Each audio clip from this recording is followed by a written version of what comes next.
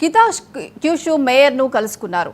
నగర మేయర్ కజుహైసా టకేచి తెలంగాణ బృందాన్ని అక్కడి సాంప్రదాయ రీతిలో ఘనంగా స్వాగతించారు. ముఖ్యమంత్రి రేవంత్ రెడ్డి, పరిశ్రమల శాఖ మంత్రి డి శ్రీధర్ బాబు, అధికారులకు మేయర్ స్వాగతం పలికారు. ఒకప్పుడు జపాన్లో అత్యంత కాలుష్యంతో ఉన్న ఈ నగరం కితాక్యూషు గాలి, నీరు, నేల విషపూరితంగా ఉండేవి. ఇప్పుడు ఈ నగరం పర్యావరణ పరిరక్షణలో ప్రపంచానికే ఉత్తమ ఉదాహరణగా నిలిచింది.